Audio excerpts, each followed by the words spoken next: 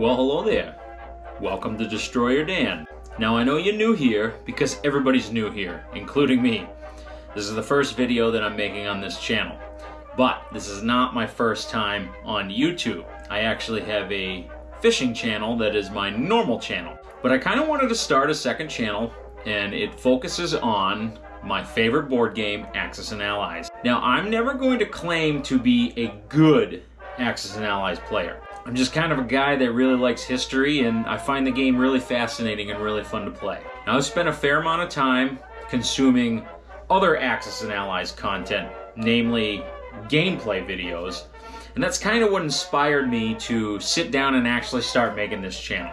I think that actually sitting down and watching gameplay, even if it's a solo game, is a really good way to learn about things that you might not necessarily have thought about on your own. And so today, we're kicking off the start of this channel with Axis and Allies 1914. I was going to start with the original classic version, but when I had it set up, I ended up teaching my kid how to play a little bit, and I never ended up filming that one. So we're getting started with World War I instead. Now, of all the games that I have, this is the one that I've played the least, and I probably know the least about it. I've never played this solo, and I've only ever played in person once, so I'm probably going to get some stuff wrong here. But overall, I think that this is a really fun version to play. So without further ado, let's get into it. Axis and Allies 1914. Now, just in case you are entirely new to this version, this is the initial setup of the board.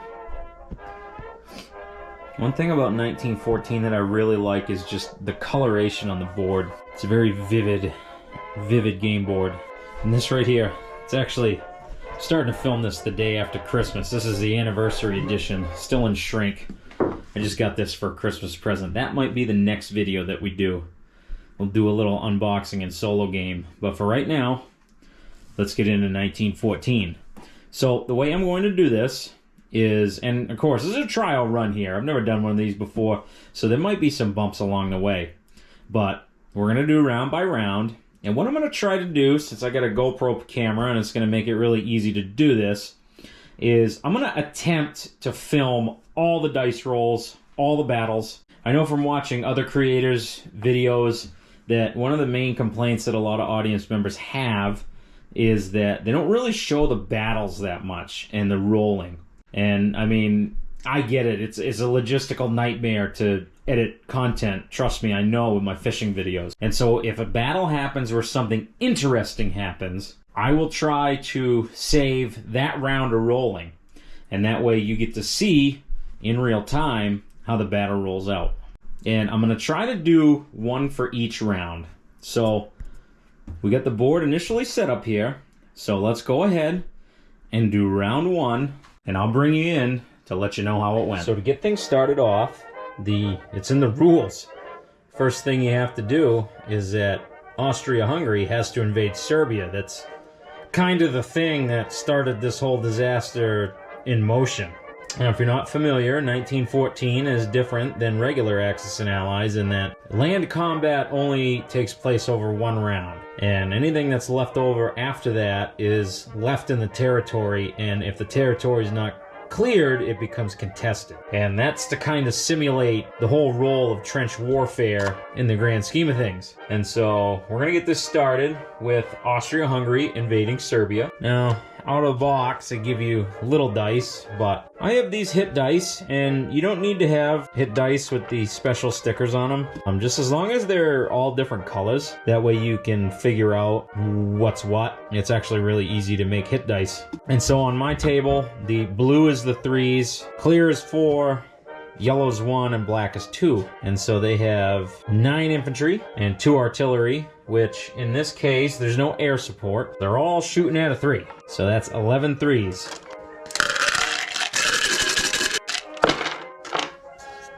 Oh boy. We got 1, 2, 3, 4. Well, they're dead. 5, 6. 6 hits, and there's only 4 guys. 3 guys in an artillery, that is. So let's figure out how they did. It's only 4.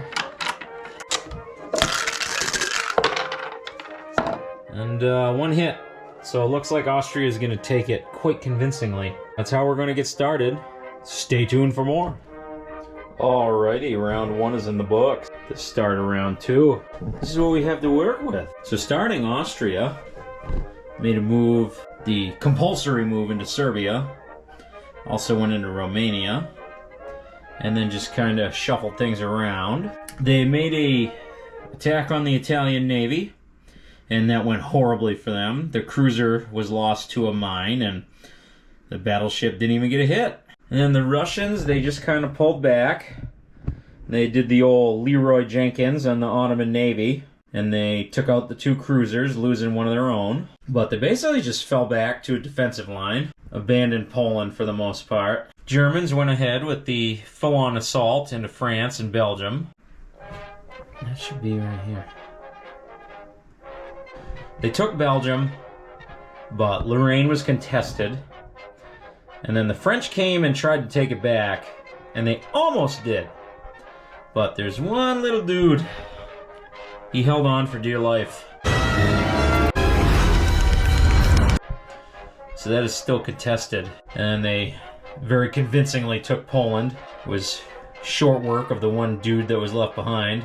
But probably the most interesting thing was they took out pretty much the entire British fleet up here at the home islands, and they lost 2 submarines. That was it. And one of them was to mines on the way over, so I'll show that battle right now. Alright, so this is the opening naval battle with the Germans throwing everything they've got at the British fleet. First thing we got to do is do the mines. Now, one of the German submarines already hit a mine in the first sea zone on the way over. Alright, those subs are safe. Now the 2 cruisers. They're safe. And the battleship, it's safe. So we got 3 2s, 2 3s, and a 4.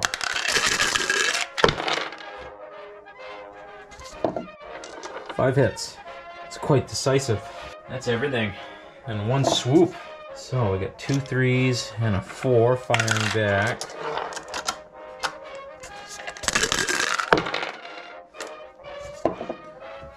Two hits. So they're gonna take 1 on the battleship, and they're gonna lose a submarine. They also did the typical troublesome things down here in Africa, consolidated their forces, but the Brits still were able to pick them off. So we'll see if they can make their final stand down here.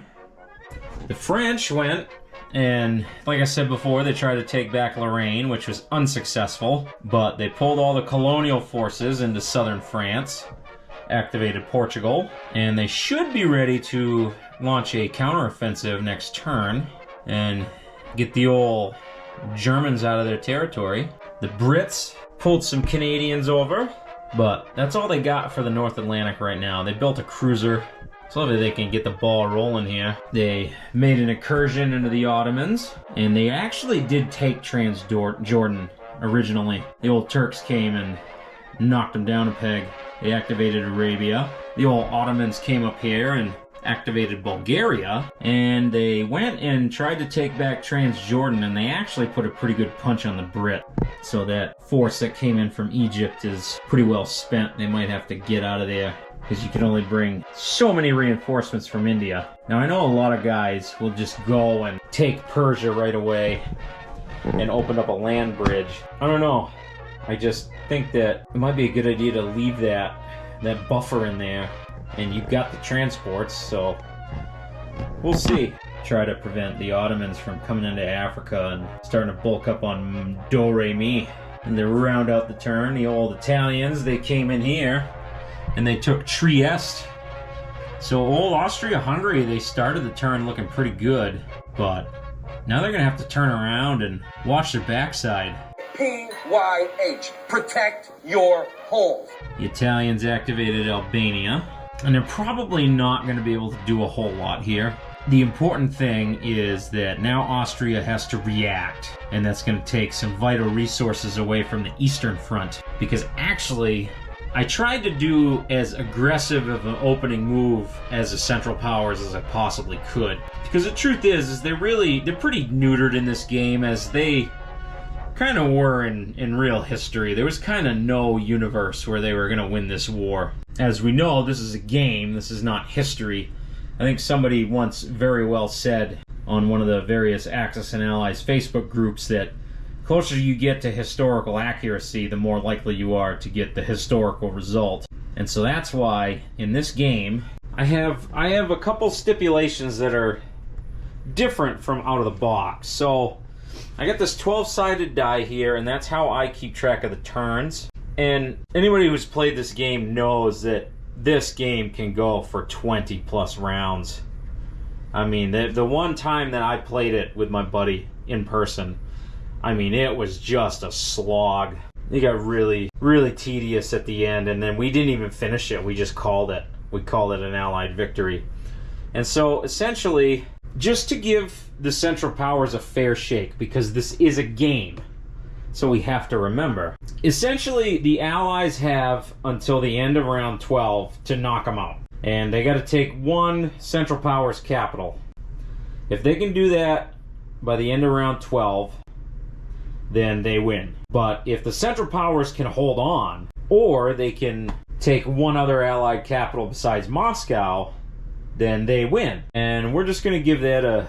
see how that works. I mean, who knows? That might take it and turn it into a pretty much Central Powers win every time. It's just kind of one of the things I'm trying to do here with this channel, is because all these games seem to have some sort of balance issue, and I'm just trying to do little itty bitty things, to little experiments, if you will, to try to make the game a little bit more evenly split, like to actually give people a fighting chance. Because the way they design these games, unfortunately, to play them through, it's just a marathon.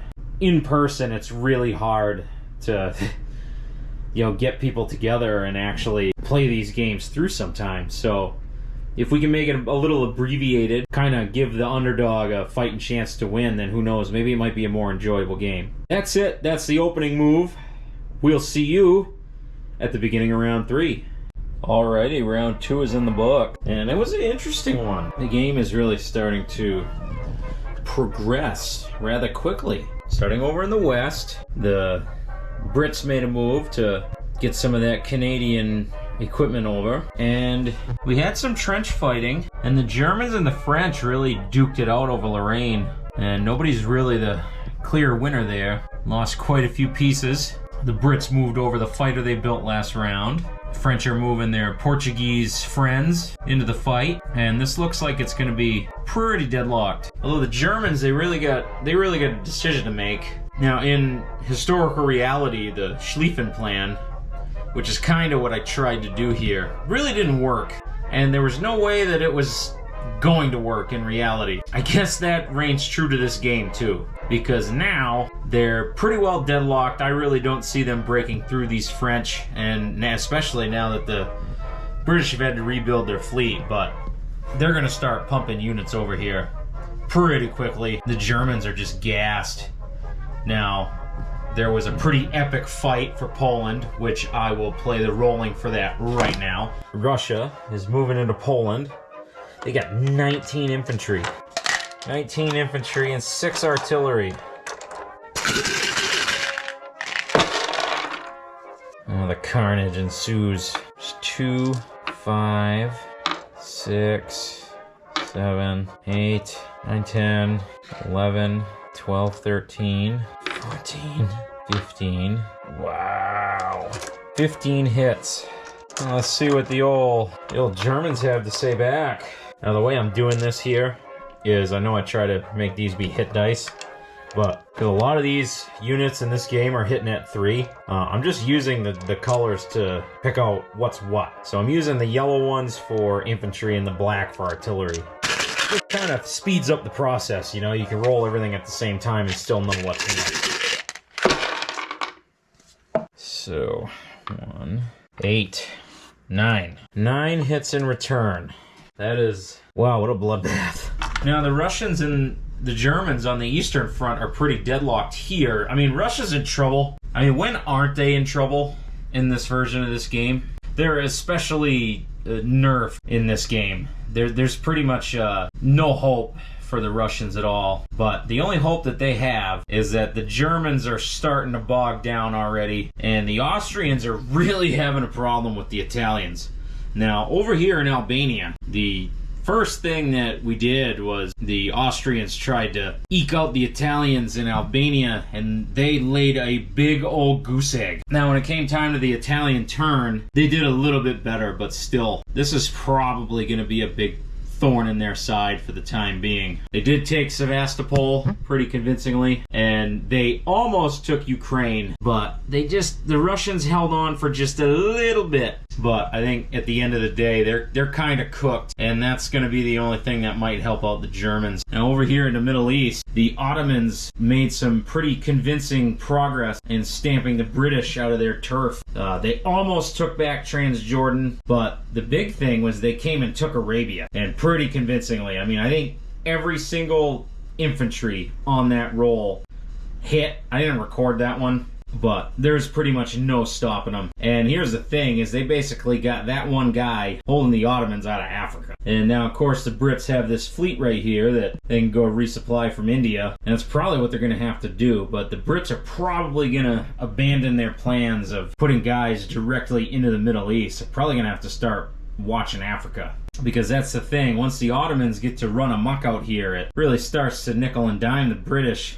Because this is where, a fair amount of their money's coming from. But speaking of Africa, the Germans are out. Unless the Ottomans can come back in here and start wreaking havoc, Africa's going to be pretty quiet probably for the rest of this game. That's round 2. We're about to start round 3. We'll bring you back in. Round 4 is in the book. This is what the money situation looks like, if I've been keeping track of it correctly. It was a very interesting round, that's for sure. Starting over in the west, Britain moved more units from Canada, slowly rebuilding that fleet, and we're starting to get a pretty good presence up there in northern France. After a fierce battle for Lorraine, the French held on to it, which I will show right here. Lorraine, featuring Germany and France. We got 7 infantry for Germany, and good old 5 artillery. French have air superiority. Let's see. 3. That's it. Wow. That was a piss poor roll. Couldn't hit water if you fell out of a boat. France has 1 infantry, 3 artillery, and a fighter. So that means their artillery are going to hit at a 4. Okay, so 2 hits. So they held on. They don't have a whole lot left. They basically just have the fighter and the infantry left. They're going to have to do something or they're going to lose that next turn. The French held on, but decided to retreat. So that way they'd only be 1 space away from their production in Paris. And now that the Brits are starting to get there, and now that they got the war machine going on the home islands, they're going to start being able to reinforce Picardy. So the French are going to be able to move and basically put all their eggs down here in Burgundy, and we'll be able to basically have a much shorter line of travel compared to the Germans. As you can see, there is a gap because the Eastern Front started off so poorly that for the Germans, I had to send everything east for 1 turn. So there's a whole turn where they're not going to have anything coming in here. And with the Brits starting to come into play, that could spell pretty badly for the Germans. Now those Austrians are they're having a hell of a time.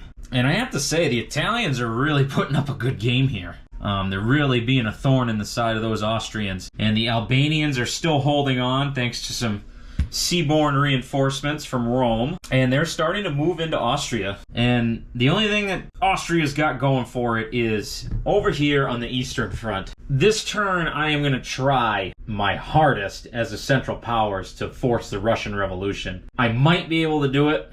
We'll see. If everything goes correctly, then the conditions should be met. The Russians might be able to stop that from happening. And so if they can knock them out of the game, then they're going to be able to take everything and start sending it west. And if they can do that, then they actually stand a chance. But if they can't get them out soon, then it's pretty much trouble for the Central Powers. The Ottomans, they've been doing really well. And as you can see, they've started to spread out here. They pretty much kicked the UK out of the Middle East. And they're even moving here into Egypt.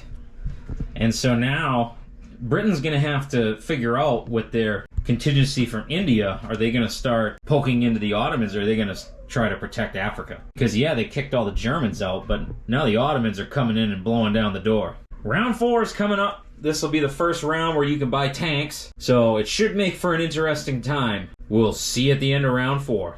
Round 4 is in the books, and the big development here is the old US of A is officially in the war. Although, I kind of frigged up the purchase, and just kind of did the classic tactic of saving the money and then just instant army. But I should have done that last turn, because they're here, but they can't really do anything.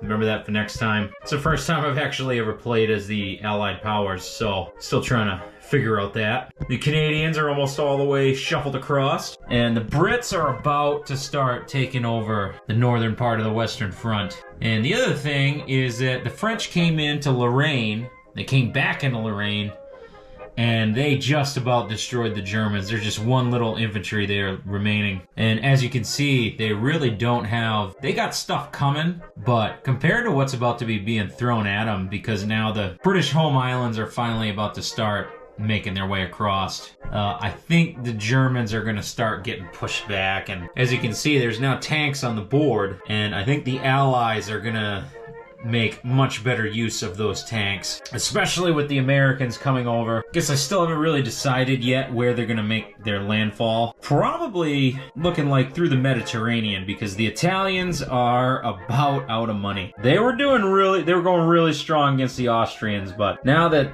the Western Front is kind of completely collapsing for the Russians, and the Austrians can turn around and send their stuff back towards Italy, they're really starting to look anemic. And down here, the most Ottoman Italian thing to have ever occurred took place. The Italians sent in a expeditionary force to take back Libya here from this lone Turk, and nobody got a hit. None of the Italians and the Ottoman did not get a hit. So everybody's just kind of hanging out in Libya. Albania is still hanging on though, but they have not been able to kick out the Austrians. And unfortunately, it looks like they're gonna have a hard time holding on to that unless the Americans can come in and Uncle Sam give those Austro-Hungarians a whooping. But over here on the Eastern Front, I had recorded 2 battles. One was Ukraine and one was Belarus. And I mean, you want to talk about an absolute slugfest. I will show both of those right now. We're here in Ukraine. The Russians are counterattacking the Austro-Hungarians. And when I set this up, this seemed like a good idea at the time for the old Ruskies, but now that I've actually got the dice out here, I think this might have been a bad move. This is really going to hinge purely on who gets air superiority. So the way that we're going to do that is the blue dice is going to be the Russian fighter, and this will be the Austro-Hungarian one. And it looks like the Russian gets the hit. So maybe this isn't so bad after all. And it's probably still pretty... I mean, they definitely still got it cut out against them. So here's the strafing run. That is a hit. So now this is... Can't even pick it all up. 9 infantry and 5 artillery. They have air superiority, so these guns are going to shoot at 4. Not that it mattered. 4, 5, 6, 7. So that makes 8 hits total for the Russians. Now, let's get 8 infantry, but 9 artillery. So I was gonna say, if they won that air duel, it would have been tough sailing for the Russians, but they actually got a fighting chance now. 5, 6, 7. 7 versus 8. Austro-Hungarians definitely had a less effective fire for what they brought to the fight. Here is the battle for Belarus. This one's actually bigger, so I'm gonna film this one too. I had to use every single yellow dice I had for all the infantry that's involved here. So that's 24 total. 13 for the Germans and 11 for the Russians. Russians have air superiority. Just gonna give this the old tumble. 1, 2, 3, 5, wow, 6, 7, 13. They only had 4 misses. So they took it. Wow, that's incredible. 13 hits. So, that is not good. Let's see how the Russians did, though. This might be mutually assured destruction. I don't know.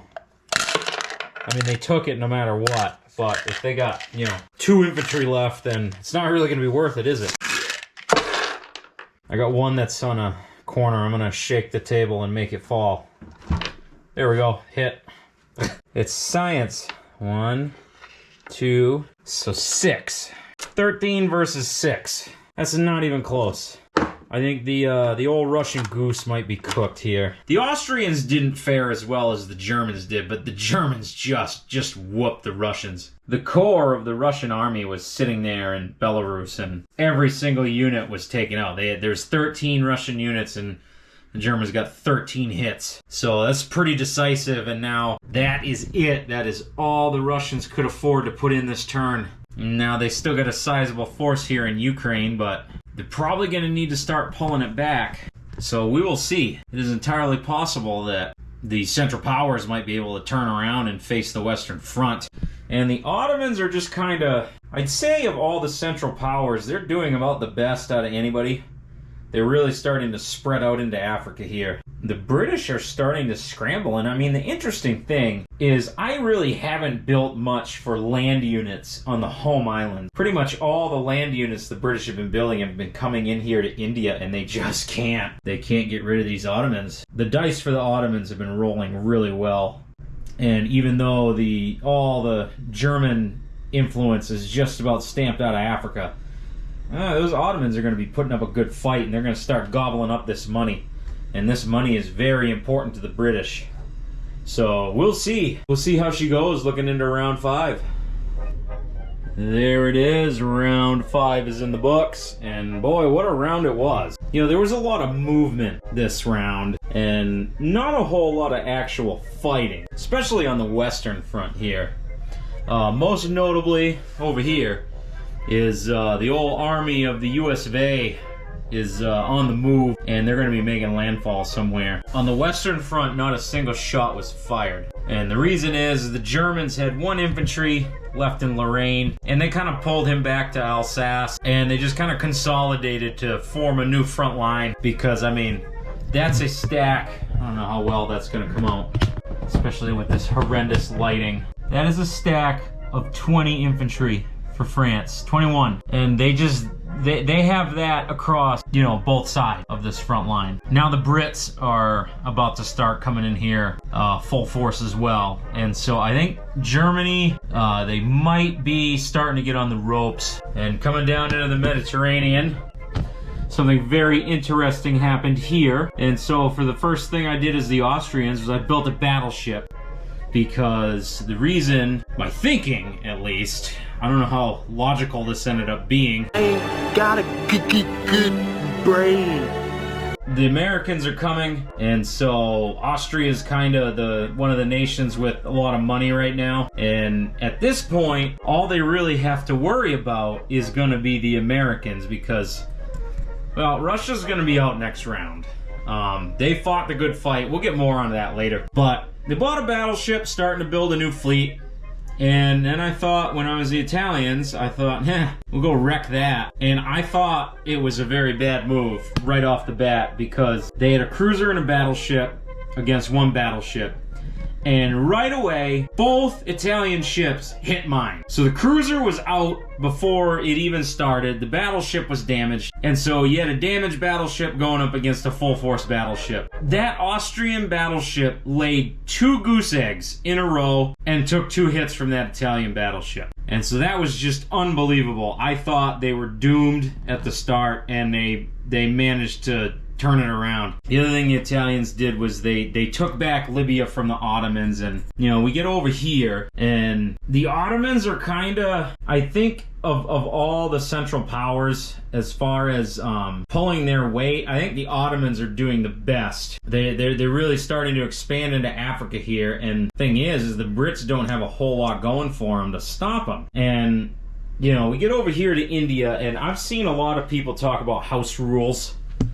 and how you deal with this, because, you know, a lot of people, they go for Persia, and I'm trying to avoid that. And I think if you're trying to make this more fair for the Central Powers, I think you really have to make a house rule that the Brits can't go after, no one can go after Persia, okay? And the reason is because it forces them to have to use these transports, because they can't build any ships down here. There's no naval base. And so in order to kind of get the full effect of being able to build whatever you want in India, you do need this. So I actually did open it up this round just to see. And what ended up happening was they took it quite decisively, but then the Ottomans were able to come in here and take it. You know, that's all they got. So now it's kind of been a double-edged sword for the Brits here, because now they have to defend India or they're going to lose it, and they really don't have the forces here to move over to Africa and help prop up against the Ottoman invasion over here. And the thing that remains to be seen is the success that they're having here, is it really going to translate over here? Because right now, I think Germany's the most in trouble. And it really just came down to they didn't knock out Russia fast enough. Now, the conditions for the Russian Revolution did exist at the start of the Russian turn, but if you read the rule book, it's the end of the Russian turn is what determines if the Russian Revolution rule is going to come into effect. Now, and so then what the Russians did was they left Ukraine alone, and they knew they had to disrupt them from getting 3 adjacent territories, which they still have Livonia, and so they sent an infantry and artillery into Tatarstan. And what that did was it broke the 3rd territory adjacent to Moscow. And then they sent everything that they had in Moscow into Belarus, because they didn't know if this was going to be successful. So at least if you could get Belarus contested, the odds were one of them would remain contested and thus keep them in the game for one more round. Now, I mean, they're doomed no matter what, but the whole name of the game here is just delaying the inevitable, right? And that's what they did. And so then, of course, it was Germany's turn, and then they kicked them out of Belarus. They took Livonia. The Russians only have 5 infantry left, and I'm pretty sure that the Austrians are going to take it right at the beginning. And if they do that, then that means that the Germans can just start sending their stuff back and actually get it there before the French and the British start their offensive, which they're going to start it next round. They are in a position to start moving. They're probably going to at least contest Belgium, contest Alsace, but in the next couple turns, they're going to start moving east. We'll see you again at the end of round 6. Well, and thus concludes round 6. It was actually, I think it was the bloodiest round of the war so far. It was pretty devastating, and it took me a really long time to finish it, not because of the gameplay, but looking at the rulebook, because I'd been faced with some situations that I hadn't really been faced with before. So we'll start over here in the west. So the United States built some more stuff and trying to get the shuck going. Because of the Ottomans took Libya, decided to leave these guys here instead of moving them into Albania with the rest of them, just to kind of stop these Turks from expanding into places that they're not wanted. The Western Front really came alive this turn. The Germans are in big trouble, and now I don't know how it's going to play out because, well, we'll get to that in a minute. Basically, it was huge losses on both sides. I did record the battle for Alsace, and so I'll play that right now. This is the battle for Alsace, and I think this is the biggest battle of the game so far. For France, we got 21 infantry, 8 artillery, 2 fighters. Germany, we have 13 infantry, 7 artillery, 1 fighter. So the Germans are definitely up against the wall here. So first off, let's see about air superiority. That is a hit for the French.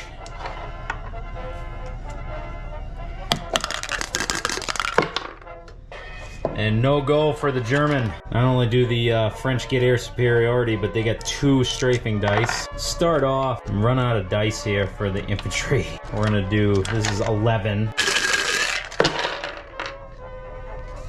5. Just take these, remove 1. And now that's 10. So that's 7. So that's 12 hits. And we haven't even done the artillery or the fighters yet.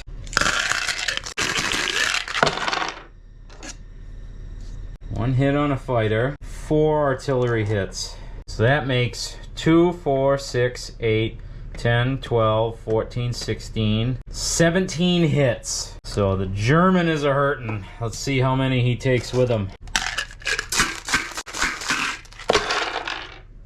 1, 2, 3, 4, 5, 6, 7, 8. Not nearly as devastating. The French didn't take it, but the Germans are definitely hurting. They're going to be really hard-pressed to hold on to this position. But I did not record the battle for Belgium because it involved an amphibious assault, which had me going into the rule book to make sure that I did it all right, and that took a while, so I just didn't bother recording that. But in both scenarios, the Germans got some good hits back, but they just didn't have the units in place because they had to split their forces. And that's kind of the advantage that the Allies have in this scenario. The Brits get to come in from the north and the French taking the south as they did in the real war, and the Germans have to split their forces, and they're kind of running out of steam here, so they actually might have to walk out of Belgium to avoid losing all that artillery. If they lose Alsace, then there's nothing going to be stopping the French from coming into Austria, and the Austrians are trying to make an incursion into Italy and see if they can take down Rome. I think the Allies are just too strong. You know, it is a game, and you like to try to at least make it winnable for both sides, but I think that's really hard to do. The Americans came in, and they took Albania, and that was the lengthiest thing that I had to go into the rulebook for, because what I wasn't sure about was them taking Albania. Who does that go to? It actually doesn't address it in the rulebook. I read every section multiple times that has to do with the changing of territories. Because Albania is obviously not original Italian territory, they have to mobilize it. But the reason I ended up giving it to the money to the Italians instead of the Americans is because the rulebook specifically mentions that if the Russian Revolution is activated, Serbia and Romania become like strict neutrals, like, you know, Greece. And so that tells me that because this has the Italian emblem on it, that if it's liberated, then it technically goes to Italy. And so let me know in the comments if you know or you disagree with that sentiment.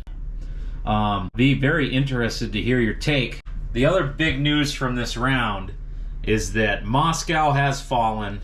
The Russians had taken this expeditionary force that went to Tatarstan, and they're just being a pain. You know, the Austrians took it. It was the first move that they made. Germans were able to take their forces and turn them around into Poland so then they can go towards the Western Front. But they got 1, 2, 3, possibly 4 turns before those forces go back into the fight. So I think it's too little, too late. Basically, these Austrians are just going to kind of probably knock these Ukrainians out, and then all will be officially quiet on the Eastern Front, except for this little number right here. Ooh, some earthquake action. The Ottomans, you know, they were in really good shape, but they fell on their face on both ends of this. The Brits defending Persia, they got a hit with every single defending unit. And so that really took the wind out of their sails. I actually, when I first started that fight, I was thinking that they actually might be able to take India, but they rolled so badly and the Brits rolled so well that it's going to be a couple turns before they can even threaten it. And the Brits being able to build full strength in out-of-box rules out of India, I don't know if they're going to take it anytime soon. If the Brits hold on to India, they're going to have a real hard time holding on in Africa here. And again, the Ottomans should have taken this overwhelmingly with the force that they had. They hit real low and the Brits hit real high. So that's just kicking the can down the road, I think. We'll see. With the Americans coming into the theater, I think they're going to start driving a wedge into the Central Powers, and I have a feeling that they're going to start falling apart. We're officially into the second half of the game. Here we go.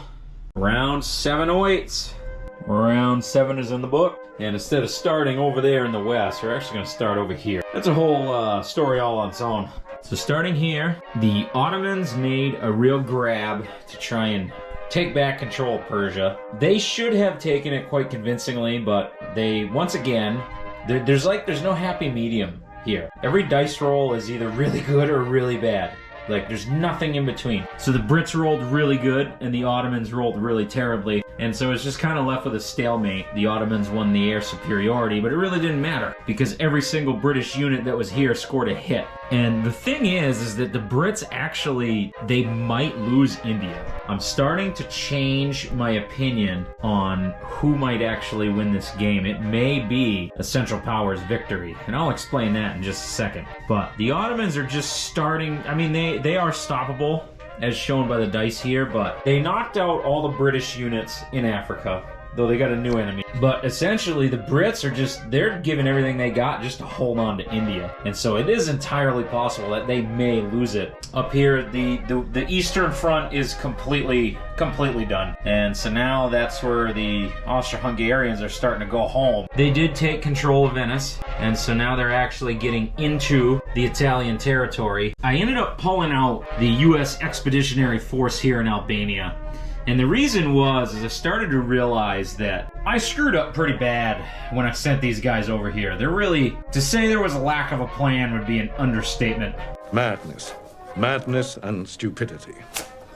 So we ended up pulling them out of Albania because the truth is, I focused on getting a big, bulky force over here, but I really didn't think about what I was going to do to back them up. It's going to take a couple turns to get the shuck going. It'll be going next turn. The conveyor belt will be in full action. So we pulled them out of Albania, we took back Libya for the Italians, and now they're just going to kind of have this holding pattern, and if anybody's going to kick the Ottomans out of Africa, it's going to be the US. And that's the tricky part of this, is where to use them, because now that the Central Powers have nothing on their back, they're going to start moving everything west. And I mean, Austria-Hungary is just an absolute juggernaut when it comes to economy here. And so they are actually starting to build up a navy because, you know, the only logical conclusion is that everybody's going to be coming to take them out, and so they're kind of locking this down into a fortress. And now these Austrians are gonna start putting in here and turning this into a fortress rather than just lose all those men. We ended up pulling them back,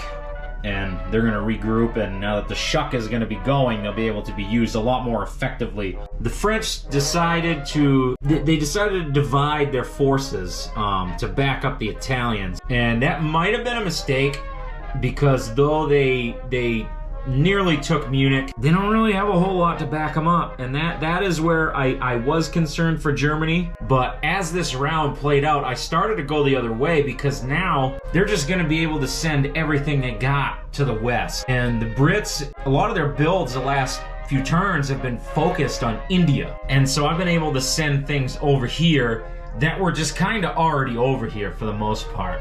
Very little building has been done in London, but now they're going to have to give all they got just to keep up with the Germans. That is going to really put a strain on India. I think what's going to happen here is that the Western Front is going to restabilize, and I think the Allies are going to lose some of their gains. And so in the next few rounds, it should be interesting to see if the Germans can pull back, because they realistically, they started to collapse here. If the Eastern Front wasn't neutralized, I would have said that the game was basically over. Now it's going to be really hard for them to maintain this momentum.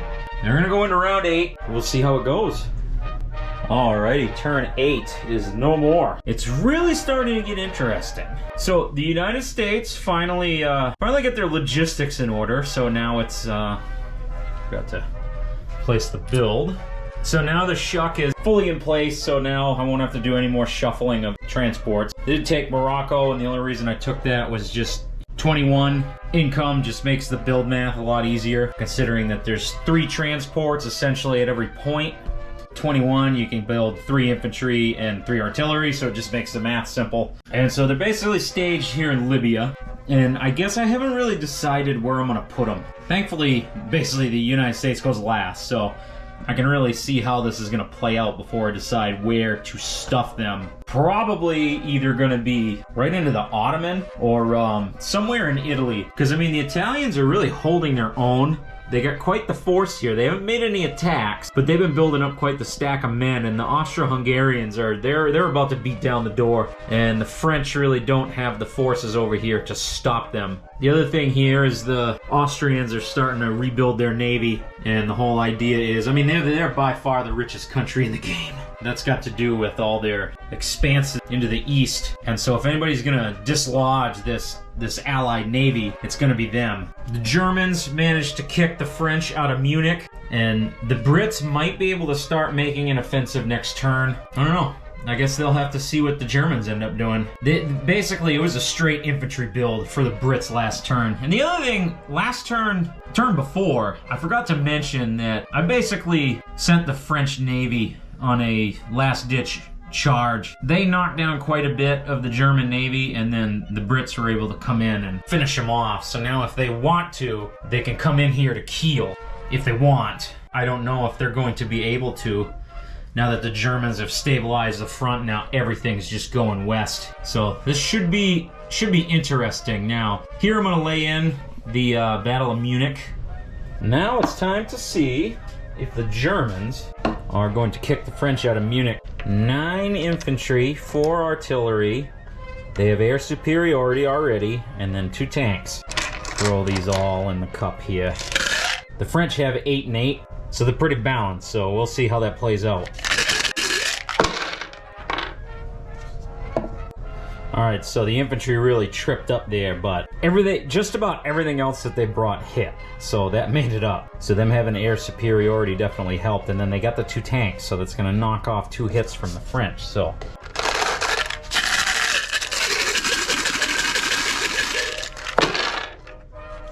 So the French got 8 hits, which is right on the curve. Both units are shooting at a 3. But the big key thing is we got 2 tanks here, so they only got 6 hits. And that is going to be pretty devastating for their offensive. I think the Allied offensive into Germany is about to be over.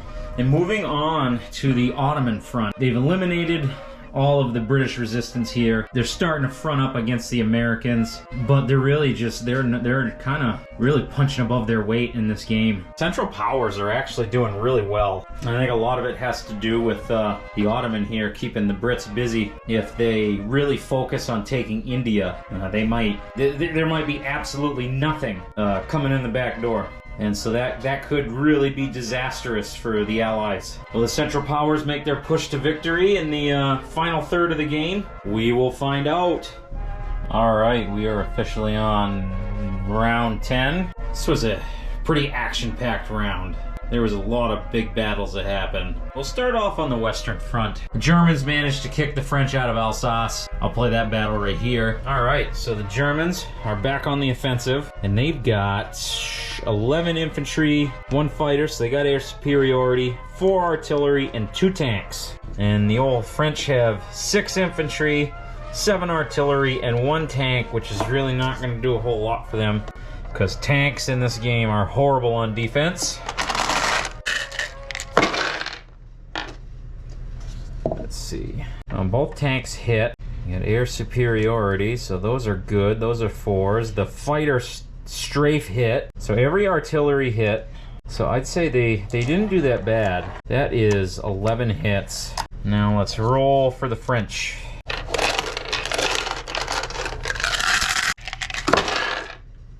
Looks like they did pretty good, all things considered. We got 9. 11 versus 9, but the Germans got those 2 tanks, so that's only 7 hits. Those tanks are really starting to pay off. And then the Brits, they ended up making what I think was a bad move. Alright, thumbs up. Ready, guys? Let's do this. Leroy Jenkins! Oh my god, he just ran in.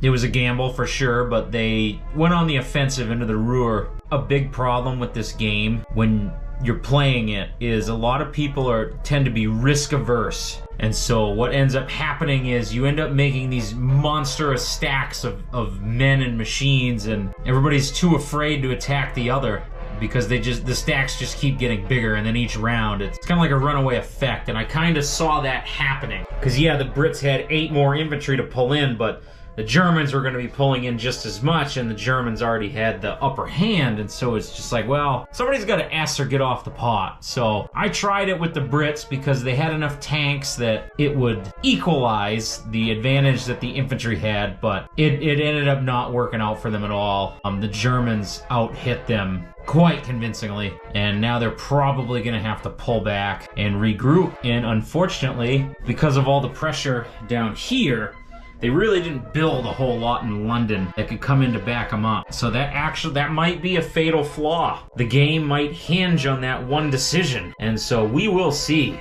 Now over here in Italy, the Austro-Hungarians, they decided to go into Tuscany, and they took it in one sweep. They absolutely decimated the Italian army to the point where they just basically turtled up in Rome. We'll see if Rome survives next turn. It might, and if the problem is the Austro-Hungarians don't have a whole lot of infantry there. They got 5. They got a lot of artillery. They don't really have the meat shield to go for it, but if they don't, the Italians are just going to keep building that up, and they really need to try to do something, because if they start moving against the French here, there's not much the French are going to be able to do about that, because they end up falling back to Lorraine after the beating they were handed in Alsace. And so if they start two directions going in on France, they just don't have the money. And so that's why I think this very well could be a Central Powers victory. The big what if is going to be right here. The Americans came in, the shuck is all together, the plan is worked out,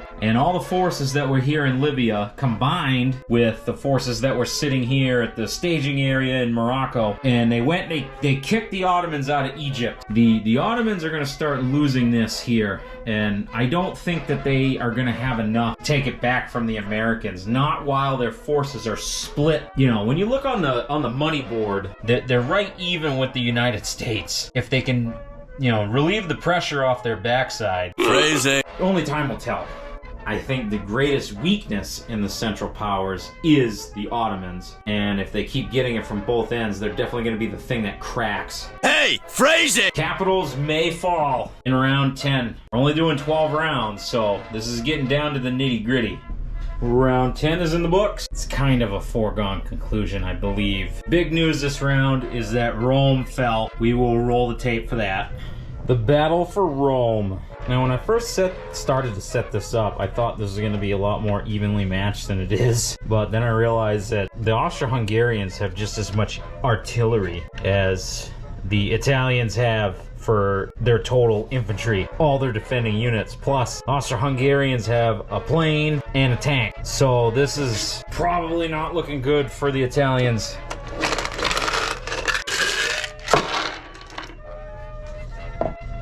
Alright. Well, they took Rome. They got 8 hits and there are 8 infantry. Let's just see how much it hurt them to do it. 3 hits, they got a tank, so it's only 2 hits. So Rome has fallen. So the Austro-Hungarians have taken down 2 capitals in this game. Usually, you see games online and they're pretty gutless, it seems. And in history, they certainly were. But in this universe, they are kicking butt. They're just about unstoppable. They're up to 50 now. And it's just gonna go up, because they still got another territory in Italy to take. They're probably gonna take Piedmont. I mean, the French are holding on for dear life, and they're certainly in better position here than the British are. We are winning! That was a very bad move on my part. The Germans are just gonna keep coming. And all the allies are really going to do here is they're just going to be able to hold. Slowly but surely, that's going to inch closer to Paris as the turns go on. The writing is on the wall. The only area that is starting to look up for the Allies is in the Middle East. The Americans are coming in and they're wiping the floor with the Ottomans. This is actually about the only hope that they have. The Brits didn't build anything in London last turn, and that was just to keep India from falling. I don't think I've ever seen a game online where India fell, and they've been knocking at the door for several turns now. I don't think they're going to get it, especially with the Americans actually in their turf now. I just don't think they've got the oomph unfortunately. They're so neutered. They lost some of their Africa money. They weren't really able to spread out like I had hoped before the Americans came in. I think that this was the most effective use for them because they're starting to take the pressure off. We're getting down to the final hour. 2 turns left. Who will be the victor? 1 more round is left, folks. I think a guy could call it right now, but we're gonna, you know, we said we were gonna play 12 rounds, so we're gonna play 12 rounds. First and foremost, pretty much the entirety of Italy is in the hands of the Austro-Hungarians, and they are just an absolute powerhouse. One thing I didn't realize when I recorded the recap of last round was that by taking Rome, all these allied ships that were in the sea zone were basically in danger. And so I actually retroactively rolled mines on the transports for the USA that would have had to go through here to move things, and well, it ended up not mattering. But as the Hungarians, I took the Navy fleet that they had, And it's gone. and I just made a run at it. It was probably stupid. Out of a battleship, 2 cruisers, and 2 subs, not a single ship could hit. They managed to keep a cruiser and a battleship, but they lost everything else. Of course, with the help of the Italian treasury from last turn, built another Austrian battleship there. You know, this allied navy is pretty formidable. But the big thing is the transports and the mines. That's the more important thing here. I suppose they could have flippy-flopped some stuff around here with Transjordan and taken back Rome, but I mean, they wouldn't have been able to hold it. Look at everything that's going on here. I mean, when you look at the money, this is a Central Powers victory. It's only a matter of time. In order to hang on to India, okay, they didn't build anything up here. So essentially France is pretty much on its own, and that's why, given the new restriction of where the US can operate here, I pretty much put the reinforcements for this turn into Marseille. The Austro-Hungarians are just, I mean, they're just gonna have to pick where they want to come crashing through. Eventually, they would be able to get to Paris. They're not gonna this game, but we really don't need to. We'll play 1 more round, and we'll see where we go with there. The Germans took back Belgium. I will play that battle right now. This is just more aftermath from that horrendous decision to go forward with the Brits a couple turns ago. Now, as you can see, there's a massive discrepancy. This isn't even close. It's not even funny.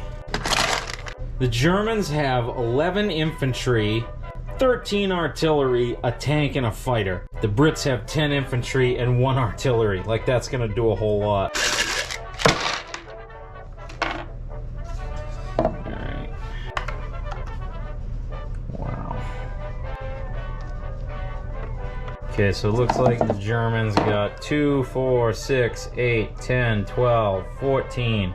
16, 17 hits. That is definitely going to be more than enough. That was a very dismal roll. And don't forget, the Germans got a tank, so... 3 hits. And the Brits are officially off the continent.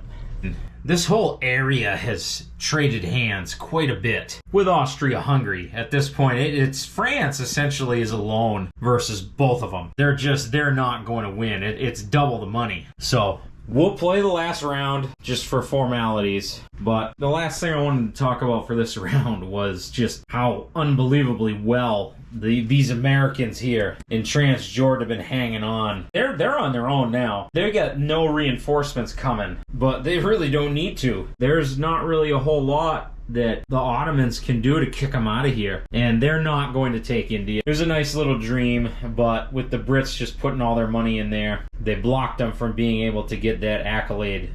Let's go in for the final turn. The game is over. I hit my 12 round limit. It's gonna be a Central Powers victory.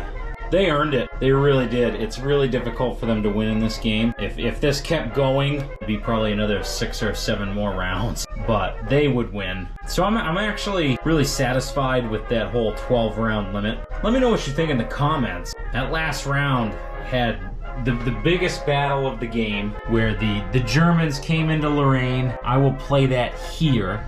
Alright, not only is this probably the last epic battle, I believe this is the biggest. What you're looking at right here is just the Germans. And so the first thing that we need to do, I can't even get both sides together because I just don't have enough dice. We're going to determine air superiority. The German fighter is clear, the French fighter is yellow. And that is mutual destruction. That is crazy because with, that's 20 artillery right there. So if they would have had air superiority, that would have been amazing. So let's go right ahead and throw all these around. Okay. Of course, we got one that's tilted. Let's give her the old rap-a-tap-tap.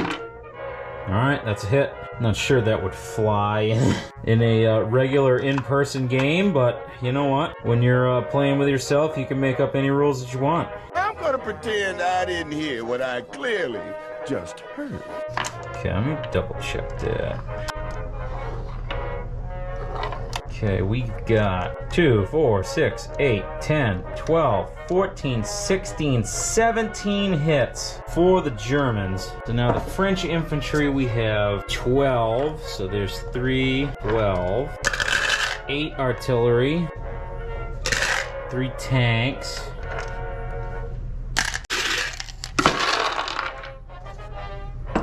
Okay, tank hit. I've been kind of impressed with the number of tank hits that have come when they're defending and they only shoot at a 1. It's been happening in this game more than I would expect. That's a new. Alright, so not bad when you consider, I think they got, like, percentage-wise, I think they had less misses than the Germans did. I base this entirely on nothing. We've got 3 German tanks, so right away, bam, getting depressing for the French. 10 hits versus 17. I don't think they're going to be able to keep up a fight like that. Now, they didn't clear it, but the French kind of backed up. Kind of pointless to do all that, considering that I knew the game was going to be over. But, you know, we like to put a nice bow, tie things up. Yeah, I mean, the French are really holding their own over here at the end, but there's just too much stuff coming. The Austro-Hungarians came into Burgundy. They took down a fair stack of units, but French turned, the French counterattacked and drove them out. We play a few more rounds. I don't know how long they'd be able to hold out. The Austrians made so much money that they just made kind of this impenetrable navy right here. And so our band of American heroes, I have got to take my hat off to these guys. This right here was the last roll of the game. I don't know how well that's gonna come out. I really need better lighting over here. But that is 5 1s and a 3, and these clear dice are the fighters, so the only thing that missed was one of the fighters. And they just couldn't quite clear Transjordan of that last guy. They hit every guy but one. The Ottomans are kind of the weak link at the end. They couldn't stand up to the pressure of taking it on 2 fronts. If it were to keep going, these Americans are eventually gonna be doomed. As well as they were fighting, I mean, that's a massive fraction of what they came over here with. They fought well. It was a good game. I know this version takes a lot of flack. I think it's my favorite version out of all of them that I've played so far. It's got a really fun dynamic. I really like the challenge of trying to win as a Central Powers. So, if you made it this far, I just want to say thank you very much for watching. I hope you enjoyed it. Please let me know in the comments what you thought. Let me know where you think the Allies went wrong, because in this game, they usually have quite the advantage. I think the #1 thing with this game is that people get afraid to start taking risks. And as I said in one of my turn recaps, you just start building these stacks and stacks. They get too big, and you get afraid to make moves, and the game really stagnates. And for one, that doesn't really make for an exciting game. 2, I think when you just realize that, you know what, you're probably gonna screw up at some point. If you're the Central Powers, you're probably gonna lose. When you accept that and you just start smashing stuff, the game really gets pretty fun. So let me know what you think. And if you did make it this far and you did like it, please make sure that you subscribe, because next video, we're gonna take this bad boy, the Anniversary Edition Renegade reprint of Axis and Allies. We're gonna open it, and we are gonna play a solo game. This has been Destroyer Dan. Thanks for watching, and remember, you always win when you play with yourself.